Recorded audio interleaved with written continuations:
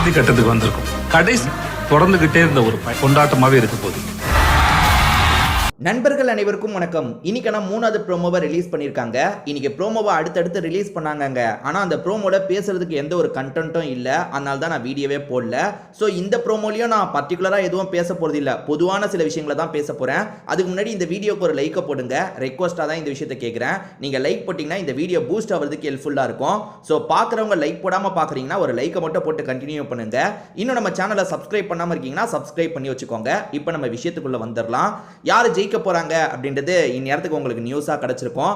So 99% Divya தான் ஜெயிக்க போறாங்க. சபரி ரன்னர் அப் வாங்க போறாரு. இதுதாங்க வந்திருக்க இன்ஃபர்மேஷன். ஏன்னா ஓட்டிங் படி பார்த்தாலும் அன்அஃபிஷியல் ஓட்டிங் படி பார்த்தாலும் திவ்யா தான் எங்கேயோ இருக்காங்க. சபரி அடுத்த இடத்துல தான் இருக்காரு. 3வது 4வது இடத்துல தான் விக்ரம் அரோரா இருக்காங்க. என்ன சொல்றாங்கன்னா சிலர் என்ன சொல்றாங்கன்னா மூணாவது விக்ரம்ன்றாங்க, சிலர் 3வது அரோரான்றாங்க. அது கன்ஃபியூஷனாக தான் இருக்கு. ஆனால் திவ்யா தான் ஜெயிக்க போறாங்க அப்படின்ற மாதிரி தான் நிறைய நியூஸ் வருது. ஸோ நீங்களும் உங்க சைட்ல இருந்து நிறைய நியூஸ் எல்லாம் பார்த்துருப்பீங்க. நான் என்ன நினைச்சேன்னா ஒரு விஷயம் நான் நினைச்சேங்க. எப்போ நினைச்சேன்னா 2 வாரத்துக்கு முன்னாடி நினைச்சேன். 2 வாரம் இல்லை, கானா வினோத் வெளியே போகும்போது ஒரு விஷயம் நடக்கும்னு நினைச்சேன். ஏன்னா கானா வினோத்தும் திவ்யாவும் போட்டியாளர் மாதிரி இருந்தாங்க. அதாவது திவ்யா வந்து கானா வினோத்தை விட கம்மியாக தான் இருந்தாங்க. கானா வினோத் தான் ஃபர்ஸ்ட் இருந்தாரு. இப்போ கானா வினோத் போனார்னா அவரோட ஓட்டெல்லாம் வேற யாருக்காவது நிறைய டிரான்ஸ்ஃபர் ஆகும். ஸோ அவங்க வந்து திவ்யா ஈக்குவல் வருவாங்கன்னு நினைச்சேன். பட் ஆனால் அப்படி ஈக்குவல் வரல.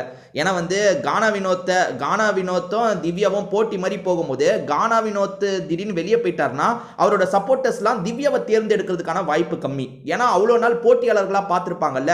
அதாவது நம்ம ஆளுக்கு இவங்க தாண்டா போட்டி அப்படின்னு பார்த்தவங்க டக்குன்னு திவ்யாவுக்கு மாற வாய்ப்பு இல்லை. வேற யாராவது புது ஆளுக்கு தான் மாறுவாங்க அப்படின்னு நினைச்சேன். ஆனால் அது அந்த அளவுக்கு மாறல. சபரிக்கு தான் அந்த ஓட்டு போயிருக்கு. அதாவது கானா வினோத் சப்போர்ட்டர்ஸ் ஓட்டு சபரிக்கு தான் போயிருக்கு. ஆனால் ரொம்ப போல, அதாவது அந்த முழுசா ஒரு டிரான்ஸ்ஃபர் ஆயிடுச்சான்னு கேட்டிங்கன்னா கிடையாது.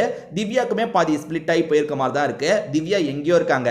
அதனால நம்மளுக்கு ஒரு சுவாரஸ்யமே வரமாட்டேங்குதுங்க. இதுக்கு முன்னாடி சீசன்லாம் லைட்டாக ஒரு கன்ஃபியூஷனாக இருக்கும். சில சீசன் நமக்கு அப்பட்டமாக தெரியும். ஆனால் சில சீசன் கன்ஃபியூஷனாக இருக்கும். உதாரணத்துக்கு விக்ரமன் வந்த சீசன்லாம் எடுத்துக்கோங்க. எல்லாருக்குமே ஒரே குழப்பம். அசீம ஜெயிப்பாரா இல்லை விக்ரமன் ஜெயிப்பாரா? எல்லாருமே செம்ம கன்ஃபியூஷனில் தான் இருந்தாங்க. அந்த சீசன்லாம் நிறைய சீசன் கன்ஃபியூஷனில் இருந்திருக்காங்க. ஃபர்ஸ்ட் சீசன் எனக்கு இன்னும் ஞாபகம் இருக்கு. ஸ்னேகன்னு ஆரவ் இருக்காங்க பார்த்தீங்களா? அதில் வந்து ஆரவன்னு நியூஸ் வருது, ஸ்னேகன்னு நியூஸ் வருது, எல்லா நியூஸும் வந்துட்டு இருக்கோம். அந்த டைம் பிக் பாஸ்ல வந்து அவ்வளோ சீக்கிரம் நியூஸ் வராது. இப்பெல்லாம் வந்து 2 நாளைக்கு முன்னாடியே என்ன நடக்க போகுதுன்றது நமக்கு தெரிஞ்சிருது. ஆனால் அது ஃபர்ஸ்ட் சீசன்ல நிறைய நியூஸ் வரவே வராது. நம்ம பார்த்ததுக்கு அப்புறம் தான் நம்ப முடியும். ஓ இவங்க ஜெயிச்சிட்டாங்களான்னு அப்பதான் நம்ப முடியும். அப்போ வந்து இந்த அளவுக்கு சோஷியல் மீடியா இல்லை. அப்பயும் இருந்தது 2017 தானே. ஆனால் வந்து இப்போ இருக்கிற அளவுக்கு இல்லை. ஸோ அது ஒரு சுவாரஸ்யமாக இருந்ததுங்க. எப்படா ஃபைனல்ஸ் வரும், யாரா ஜெயிப்பாங்கன்னு இருக்கும். இதை தாண்டி இந்த வாட்டி கண்டஸ்டன்ட்டும் அப்படி இருக்காங்க. யோசிச்சு பாருங்க. ஓட்டிங்லலாம் சாதாரண வாரத்தில் இவங்க ஓட்டிங் லெவல்லாம் எவ்வளோ கம்மி தெரியுமா? விக்ரம்லாம் எவ்வளோ கம்மியாக இருந்தவர், அரோராலாம் எவ்வளோ கம்மியாக இருந்தவங்க. அவங்க ஃபைனல்ஸ்க்கு வந்தாங்கன்னா யாராலுங்க ஏற்றுக்க முடியும்? சபரியோட ஓட்டிங் கவுண்டே ரொம்ப கம்மி. நீங்கள் யோசிச்சு பாருங்க. பார்வதி தான் 3வது இடத்துல இருந்தாங்க. அதே மாதிரி 4வது இடத்துல கமருதீன் தான் இருந்தார். 2 பேருக்கும் அவ்வளோ ஓட் பவர் இருக்கு. ஸோ அவங்க போனதுக்கப்புறம் இவங்களோட வேலை ரொம்ப ஈஸியான மாதிரி ஆயிடுச்சுங்க. அதாவது இப்போ அரோரா விக்ரம்லாம் ரொம்ப ஈஸியாக உள்ள நுழைஞ்ச மாதிரி இருக்கு. என்ன கேட்டால் நான் என்ன சொல்லுவேன்னா, விக்ரமன் கூட இந்த கேமுக்காக எஃபர்ட் போட்டிருக்காரு. ஆனால் நிறைய இடத்துல போட்ட மாதிரி தான் இருக்கு. நீங்கள் விக்ரம் கிட்ட வந்து பிடிக்காதது சிலது இருக்கலாம். ஆனால் நிறைய எஃபர்ட் போட்டிருக்காரு. அந்த கேமில் நிறைய எஃபர்ட் போட்டிருக்காரு. அதே மாதிரி அரோரா கூட 50 நாள் எதுவுமே பண்ணல. ஆனால் அடுத்த 50 நாள் ஒரு கேம் ஆடி இருக்காங்க. எனக்கு சபரி தாங்க, எனக்கு சபரி நல்லவரா வேணா இருக்கலாம். ஆனால் வந்து ஒரு கேமர்னே சொல்ல முடியாது. நீங்க யோசிச்சு பாருங்களேன். இந்த ஒரு 100 நாளை எடுத்துக்கோங்க. சபரி பண்ண ஒரு முக்கியமான 10 விஷயத்தை எடுக்க முடியுமான்னு பாருங்களேன். எடுக்கவே முடியாது. எனக்கு சபரி இப்பயும் பண்ணதுன்னா 2-3 விஷயம் தான் ஞாபகம் இருக்கு. அந்த பார்வதியை அட்டாக் பண்ணார் பார்த்தீங்களா, அது. மற்றபடி எதுவுமே இல்லைங்க.